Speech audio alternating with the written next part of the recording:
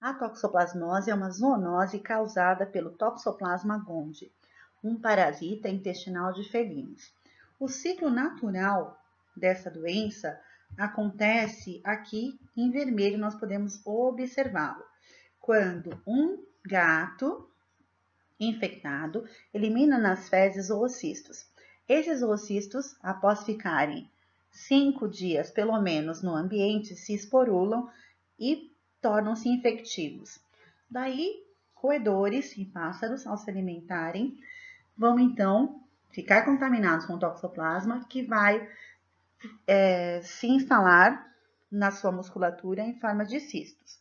Assim, quando o gato se alimentar com algum desses animais, por ser um predador, o que vai acontecer? Ele vai se contaminar com o cisto e assim, dentro do intestino dele, ele vai liberar o parasita e vai produzir os oocistos. O que acaba acontecendo? Essa produção de oocistos, ela acontece nas 3 primeiras semanas de infecção. Depois disso, ela não acontece mais. O nosso problema, na verdade, é o seguinte: a partir desses oocistos, nós podemos ter a infecção zoonótica. Como que isso acontece?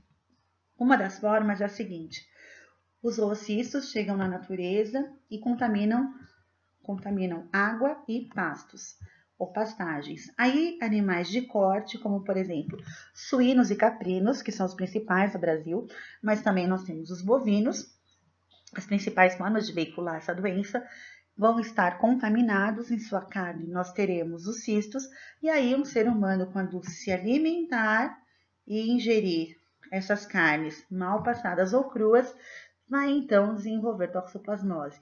Uma outra forma é o contato com o cisto presente ou em terra ou na caixinha de areia, lembrando que o cisto esporulado, ou presente em alimentos como frutas, água e verduras, que são consumidos crus. Daí o que acaba acontecendo? A partir daí, o ser humano também pode desenvolver toxoplasmose. E se a mulher chegar a engravidar e estiver com toxoplasmose aguda ou a infecção se reagudizar, a gente vai ver então que ela pode transferir este parasita para o feto. Uma outra forma de transmissão é a transfusão de sangue e também o transplante de órgãos. Então, como nós vimos anteriormente, os diferentes tipos de transmissão estão aqui listados e a seguir a gente vê a sintomatologia.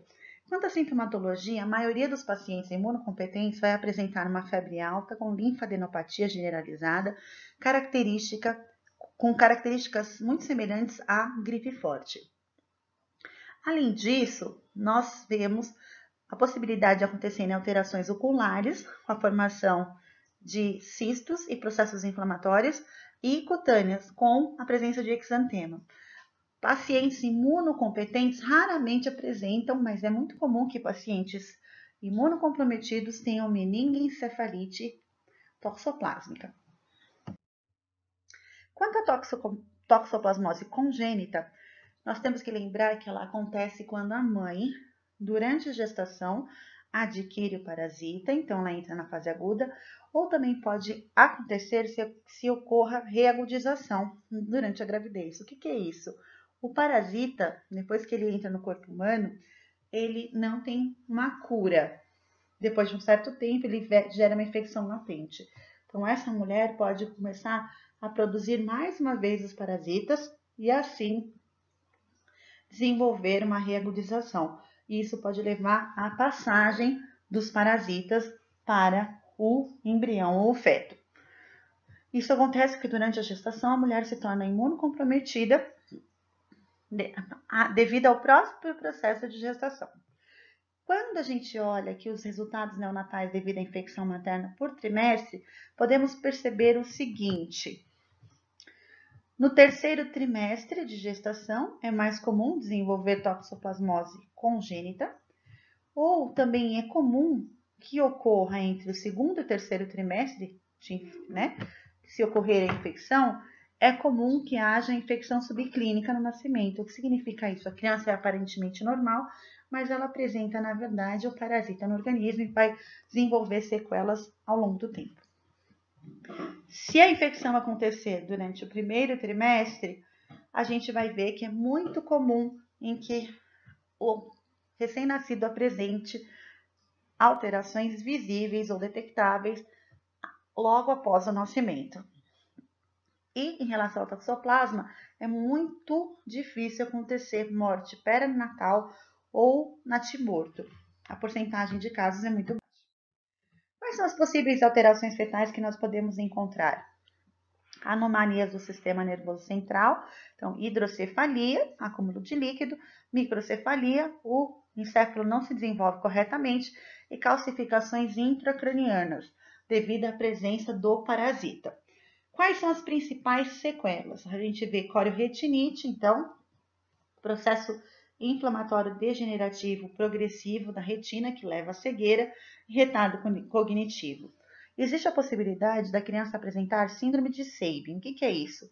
É a associação de 3 alterações que pode ser encontrado. Então, a gente pensa em corioretinite, hidrocefalia e ambas acompanhadas de calcificações intracranianas. A síndrome de Sabin é rara, mas pode ser identificada em alguns casos de pacientes com toxoplasmose. Quando nós olhamos esse gráfico, nós percebemos como acontece a evolução do toxoplasma após a infecção. E aí a gente consegue perceber aqui em verde, que é a curva do IgA, que o IgA é o primeiro anticorpo que sobe, o primeiro a ser produzido em grande concentração e provavelmente vai ser o primeiro a ser detectado. A seguir, a gente começa a produzir em alta concentração a curva em vermelha, o IgM, e só depois as concentrações de IgG aumentam. Aí nós temos 2 curvas aqui para observar. A curva azul contínua mostra a resposta que o ELISA, que é um tipo de teste que nós já estudamos, dá em relação ao diagnóstico da toxoplasmose, e a pontilhada mostra para a gente como a imunofluorescência se comporta. Então, nós podemos perceber que a imunofluorescência é uma técnica melhor para diagnóstico da toxoplasmose, e se for para escolher um anticorpo, o IgA é o que gera uma detecção mais rápida, porque ele é o primeiro que aumenta. O diagnóstico depende, então, da demonstração do agente, ou em biópsias de tecidos, então, por técnicas de imunistoquímica, ou podemos também evidenciar o agente em líquidos corporais. Então, a gente vai fazer uma coloração com Wright-Ginsa. Existe a possibilidade de se realizar testes moleculares. Estes testes moleculares são importantes porque eles vão determinar a presença do material genético do parasita e também é possível fazer o diagnóstico através de sorologia. Quando pensamos em sorologia, o que nós vemos é o seguinte: nós temos então IgG acima de 2048 demonstra infecção ativa, então a gente tem que verificar o IgM, e em alguns casos, quando o IgM é baixo, mas é estável, ou seja, a concentração dele persiste por muito tempo, isso pode significar uma infecção crônica. A pessoa é portadora do parasita. O diagnóstico de toxoplasmose pode ser realizado durante a gestação, na gestante, pode ser realizado durante a vida fetal e também pode ser realizado no recém-nascido. Então, vamos começar com a gestante. Na gestante, o que nós fazemos? É a sorologia, certo?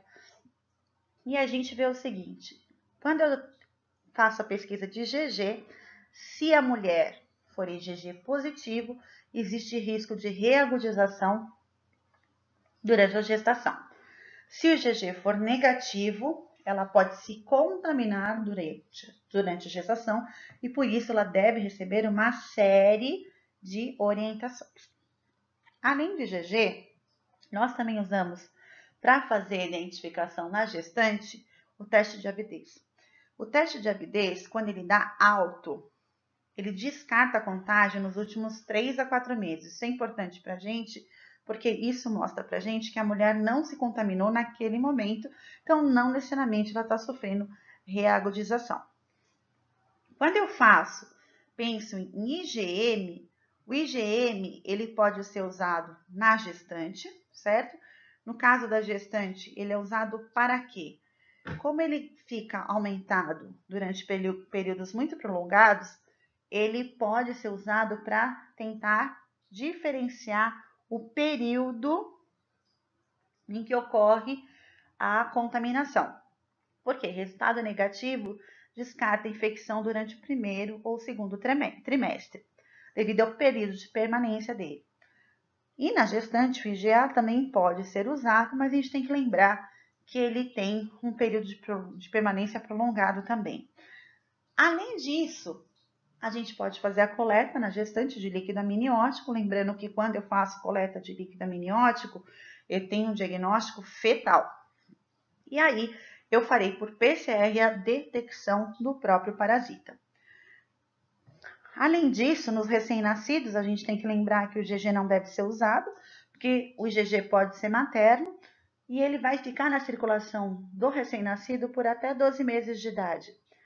Além disso, o IgM é o que tem a maior sensibilidade e ele mostra para a gente se o anticorpo foi realmente produzido pelo recém-nascido, porque ele sofreu contaminação durante a vida fetal. E o IgA, na verdade, para nós é o melhor marcador em recém-nascidos para diagnóstico de toxoplasmose. Além disso, posso fazer também no recém-nascido a detecção do parasita por PCR, tanto no sangue quanto na urina.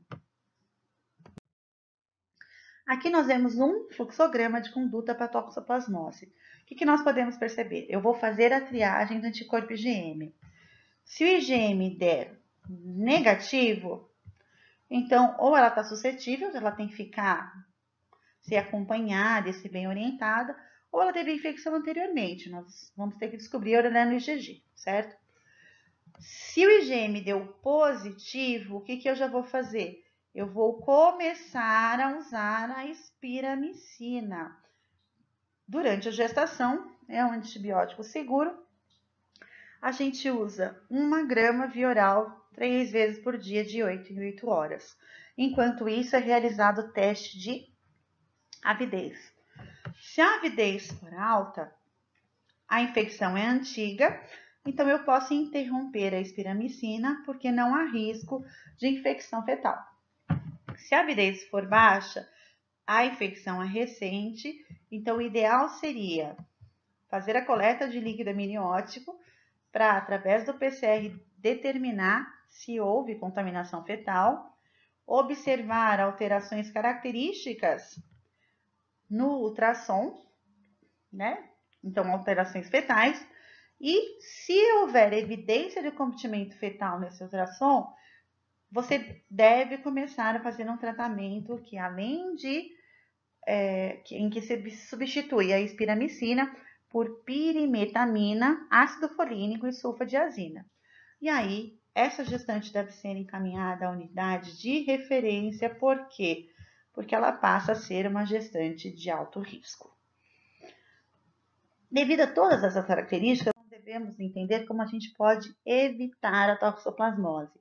Então, aqui nós vamos verificar quais são as medidas profiláticas para gestantes que são IgM e IgG não reagentes. Primeira coisa, o básico, higiene pessoal, lavar as mãos antes de comer. Além disso, nós temos que tomar cuidado com carnes cruas. Então, as carnes cruas devem ser manipuladas por gestantes com luvas. Os utensílios usados para manipulação, carne, espátula, colher, devem ser lavados, não passados na água, lavados com água e sabão. E a gestante não deve nem consumir carne crua, nem experimentar enquanto tempera. Por quê? Nessa carne crua, existem cistos que podem, então, levar à contaminação da gestante. A gestante também só deve tomar leite pasteurizado, devido à possibilidade de contaminação pelo consumo de leite. Não deve ter contato com fezes de gatos e terra. Então, ela deve evitar de limpar a caixa sanitária dos gatos e não deve fazer jardinagem durante a gestação. Frutas e verduras devem ser lavadas com hipoclorito para eliminar efetivamente os oocitos que podem estar presentes. E o tratamento, nós sabemos que diminui a metade o risco da transmissão fetal. Então, é importante que ele seja realizado e, para tanto, é necessário que essa gestante seja identificada através do acompanhamento pré-natal.